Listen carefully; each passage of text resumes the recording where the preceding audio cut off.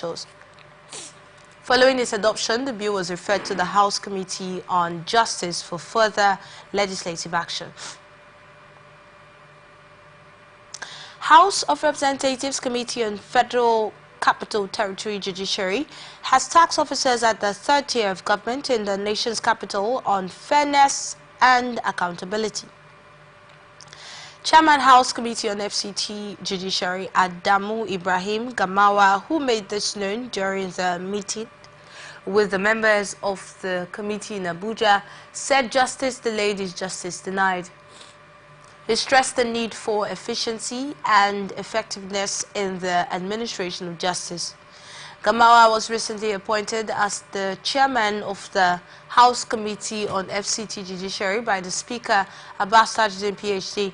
He noted that with the adoption of the work plan by the committee members during the meeting, they will proceed on oversight, visits to court and other agencies. Gamawa said the purpose of the oversight as enshrined in the Constitution is to allow the legislators know the level of progress, the challenges and possible ways of addressing the problems for better performance. He said if the FCT judiciary is on the right track, noting its progress will extend to other states in the country. He called on relevant stakeholders in the judiciary to work together towards achieving the desired results. Some suspects brought by the Nigeria police for arraignment fainted before Obiora Ogwatu of the Federal High Court in Abuja. The suspects, 75 in number, between the ages of 12 and 15, are being charged with 10 counts of terrorism, an attempt to overthrow the government, and alleged mutiny over their participation in nationwide protests. They were allegedly arrested on August 3rd and had since been in detention. The case before the court was for arraignment and plea when some of the suspects fainted, which made Justice Ogwatu rise abruptly. Meanwhile, Justice Obiora Ogwatu had granted bail to about 67 minors to the tune of 10 million naira each out of the 76 that were arraigned for participating in the August 2024 End Bad Governance protest. Those granted bail, who are below 15 years, are expected to present one surety, who must be a civil servant. Former Vice President Atiku Abubakar on Friday reacted to the disturbing viral videos of malnourished children being arraigned before a federal high court on Friday.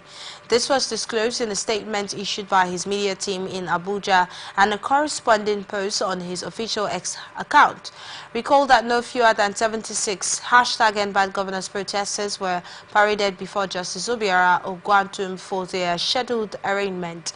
They were arrested and detained during nationwide August 1 to 10 protests, which were sparked by widespread economic hardship that led many Nigerians to take to their streets to express their grievances.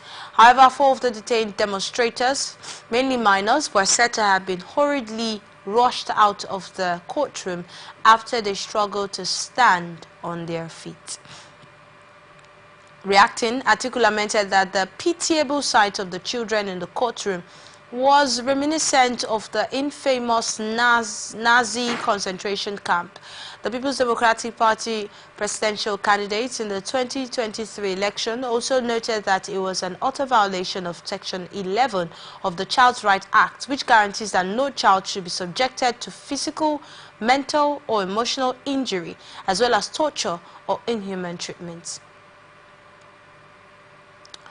Federal High Court sitting in Lagos on Friday ordered the final forfeiture of the sum of $2.45 million, 7 choice landed properties and share certificates linked to the former governor of the Central Bank of Nigeria, Godwin Emefiele.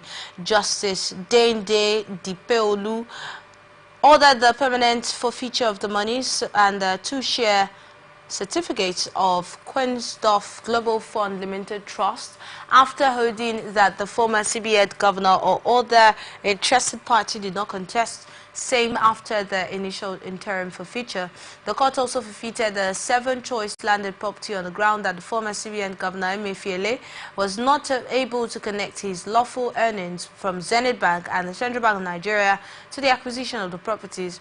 The court held that the former CBN governor failed to provide documents or links to show that he owned the properties. Emefiele had denied any connection between him and the companies in whose names the properties were purchased, and companies had also failed to appear before the court to claim the properties. EFCC had listed the companies as Amrash Ventures Limited, Modern Hotels Limited, Fineberry Properties Limited, Fidelity Express Services Limited, H&Y Business Global Limited, and SDEM Erectors Nigeria Limited. Department of State Services on Friday prevented Nnamdi Kanu, leader of the indigenous people of Biafra, from his legal team. This was disclosed by Kanu's lead counsel, Aloy Ejimakor, via a post on X. Ejimakor disclosed that DSS's latest action was in continued disobedience to a court ruling ordering Kanu's access to his legal team. He vowed to continue all suspended legal processes with most vigor following the latest action. In October, the DSS had denied Kanu access to his lawyers. Kanu had been locked up by the DSS since he was rearrested and subjected to extraordinary rendition in 2021.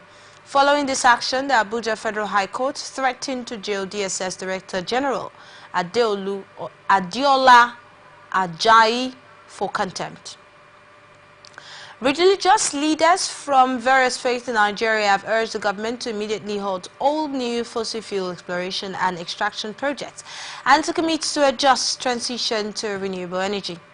This call to action emerged from a two-day national dialogue titled Nigeria Multi-Faith Leaders National Consultative Dialogue on Medium and Long-Term Climate Goals held in Abuja. The dialogue, organized by Green Faith Nigeria in collaboration with Eco Steward and Humanitarian Foundation, the Kuka Center, and All Habibia Islamic Society, brought together Christian, Muslim, Hindu, and traditionalist leaders to discuss the role of religion in addressing climate change. Green Faith, an interfaith environmental coalition, aims to inspire people of all faiths to lead in environmental stewardship and climate action. At the conclusion of the dialogue, leaders of each faith presented a communique calling for government and industry action. This communique was read by prominent figures including Mohammed Nurayan Ashafa, co-executive director of the Interfaith Mediation Center, His Grace Salika Dasa of the Lilian Chibuko of Green Faith Africa, Women of Faith in Energy, Sheikh Khalid Mohammed Nuru of Al Habibia Islamic Society, Pastor James Huye of the Interfaith Mediation Center, and Chief Saint Imapi of the Bodo Council of Chiefs in River State.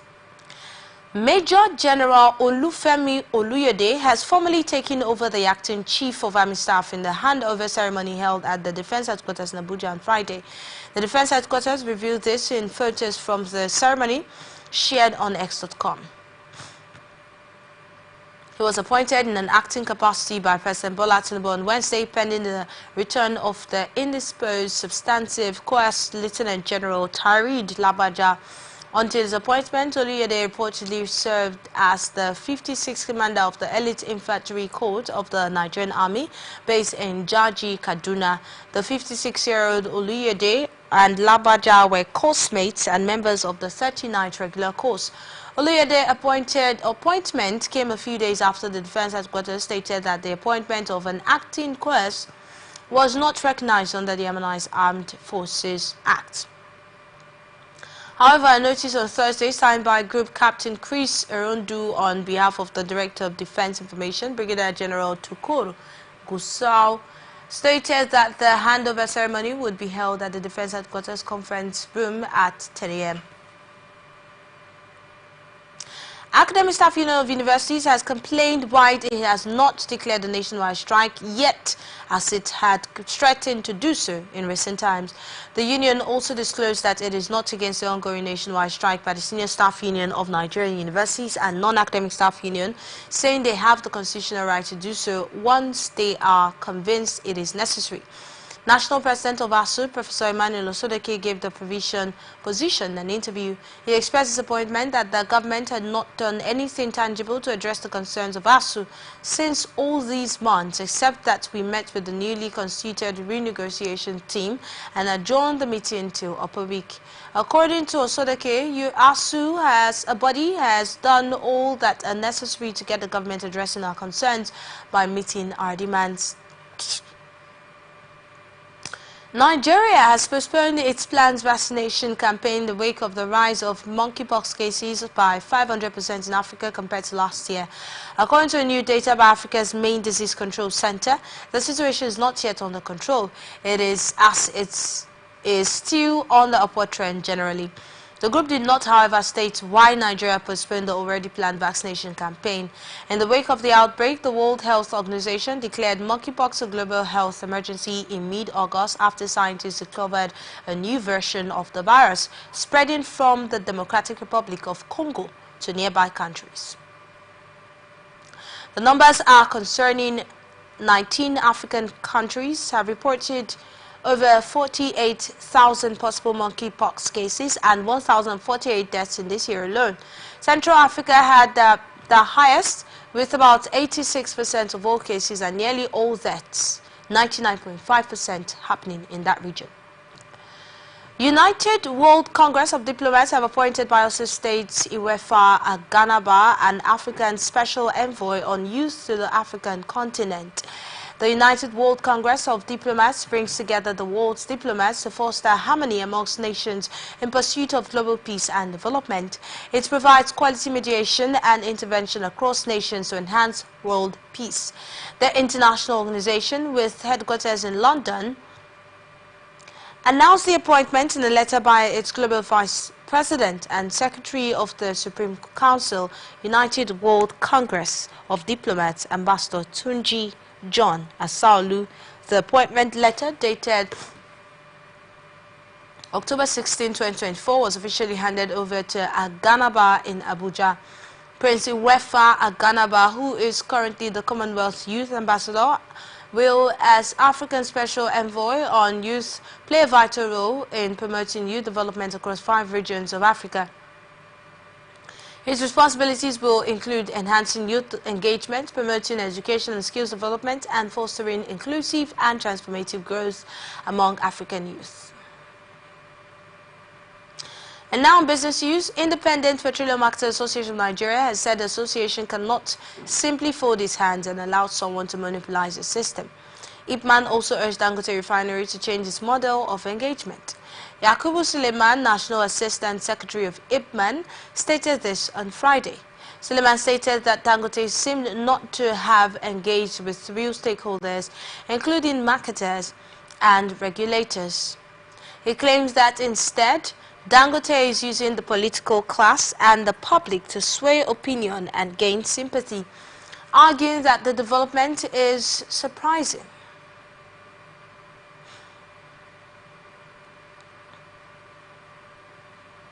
Federal government has signed an agreement with the European Union and German government to provide support with 17.9 million euro to fund Nigeria's off-grid electricity project.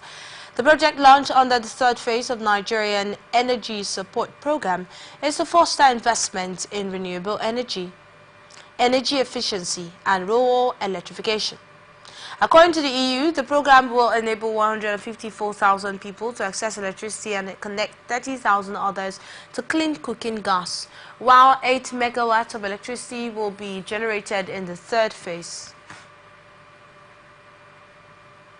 The NESP was commissioned in 2013 as a technical assistance program co-funded by the European Union and the German Federal Ministry for Economic Cooperation and Development, and implementation by the Deutsche Gesellschaft Internationale in collaboration with the Federal Ministry of Power. Speaking at the launch and steering committee meeting of NESP III, the head of Section Green and Digital Economy at the European Union Delegation Nigeria ECOWAS in Inca, said that achieving a cleaner future in the business is the business of all stakeholders. Also speaking at the launch, Deputy Ambassador Embassy of the Federal Republic of Germany, Jonas, reaffirms the commitment of the government German government in Nigeria to achieving energy transition targets. Similarly, the head of the program at NESP, Duke Benjamin, highlighted that the project, which commenced in 2013, will provide electricity to rural communities not connected to the country's national grid. Now to international tidbits. Kenya plans to reintroduce some of the tax hikes that sparked deadly protests earlier this year. The government announced on Friday while a new deputy president was sworn in after weeks of drama. President William Ruto scrapped an unpopular finance bill in June after the protests. Rights groups accused police of a brutal and illegal crackdown that led to more than 60 people being killed, with dozens more arbitrarily arrested. But Kenya's government desperately needs to boost revenues as it struggles under around $80 billion in debt. It had prepared 3 new tax and finance bills to be introduced soon in Parliament and sent out an explainer to the media on Friday. Several proposals from the scrapped finance bills are being reintroduced, including VAT hikes and new taxes on the digital sector. The latter means freelancers working in food delivery and for ride-hailing apps, which have become vital sources of income in recent years, will have to pay income tax for the first time. Pyongyang's Foreign Minister Shu Song-hu says Moscow that North Korea will stand by Russia until its victory in Ukraine, as the U.S. warned thousands of North Korean troops could be sent to combat the Ukraine conflict in coming days. North Korea's Shu Song-hu was in Moscow as the West believes up to 10,000 North Korean troops are training in Russia on the brink of entering the more than 2-year conflict in Russia's side. U.S. intelligence has said some of the troops have made their way to the Kursk border region.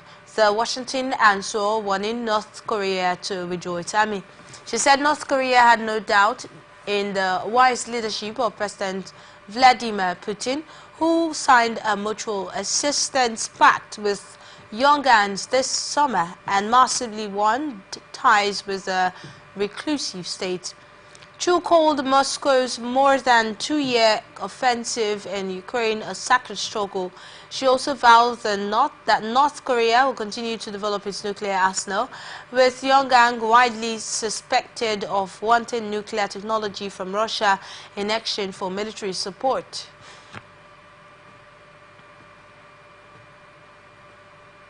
Okay, social media now on entertainment. Social media personality Okuneye Idris, widely known as Bobrisky, was detained and removed from Amsterdam-bound KLM flight late Thursday night by immigration officials after he attempted to leave Nigeria. Bobrisky shared the incident on Instagram, alleging he sustained injuries during a confrontation with officers and accusing the Economic and Financial Crimes Commission of orchestrating his detention. Bobrisky's troubles started on October 22 when he was stopped at the Seme border while reportedly trying to flee the country. His legal issues stem back to April 2024 when he was sentenced to 6 months in prison by the Federal High Court in Lagos for naira abuse. Although assigned to Kirikiri prison, rumors surfaced that Bobrisky was relocated after 3 weeks, allegedly exchanged for a 15 million naira bribe. In late September, the situation intensified when influencer Very Dark Man leaked an audio recording in which Bobrisky purportedly claimed that music artist Falz and his father, human rights lawyer Femi Falana, sought 10 million naira to secure him a presidential pardon. Hip-hop star Nicki Minaj has boldly declared herself as Queen of Rap. The Anaconda hitmaker made a declaration when asked what she's going to be for Halloween. Her statement had sparked mixed reactions across social media platforms. Over the years, there have been rivalry between Minaj and other female rappers over who is the best female rapper. Despite being the best-selling female rapper in the world, Nicki Minaj had never won a Grammy. Earlier this year, she thought she had won it for the first time in over 20 years of her career when the Recording Academy official X-handle mistakenly tweeted Barbie World by her and I Spice as the winner of the Best Rap Song category instead of Killer Mike's Scientists and Engineers. Her excitement was cut short after the organizers deleted the tweet and made a new post announcing Scientists and Engineers as the rightful winner. And now sports news. Final schedule for the 2024 CAF Women's Champions League had been unveiled. DR Congo's TP Mazembe will take on South Africa's University for the Western Cape in the opening fixture of the competition on Saturday, November 9. The encounter will hold at the Emhad El Abdi Stadium in El Jadida, hosts in Morocco. Nigerian champions Edo Queens will slug it out with Ethiopia's CBE FC in a Group B game the following day. Title holder Mamelodi Sundowns of South Africa will be up against Egypt's FC Massa in the other Group B fixture. The competition will run from November 9 to 23rd in El Jadi in Morocco. Ruben Amorim was Friday named as the new manager of Manchester United, replacing the sacked Erik ten Hag, the Portuguese coach, who won 2 Primera Liga titles. United described Amorim as one of the most exciting and highly rated young coaches in European football. Ruud van Nistelrooy will continue to take charge of the team until Amorim arrives at Old Trafford. United sacked ten Hag on Monday after a 2-1 defeat by West Ham left them languishing 14th in the Premier League with just 3 wins from 9 matches.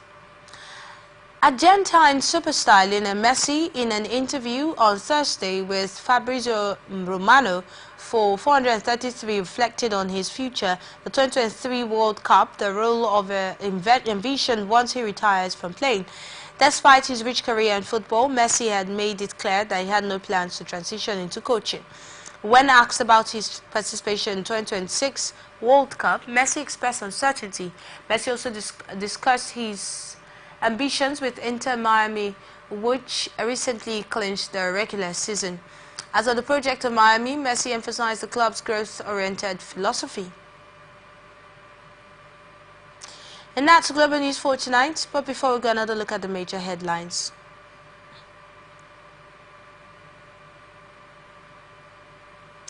IYC condemns scrapping of Niger Delta Ministry. Jehosu suspends strike. Oluyede assumes office as acting course. FG-EU signed power development agreement. Kenya introduces tax reforms. Court grants Very Dark Man bail. Amorim is my United new manager. I am Enidoye Jackson. Thank you for watching. You can follow us on all of our social media platforms, on X Atlantic TV Net, on Facebook and YouTube Atlantic Television Network, on Instagram Atlantic TV Network 1. Peace and unity are the pathways to progress. Thank you for watching. I'm Enidoye Jackson. Have a very good night.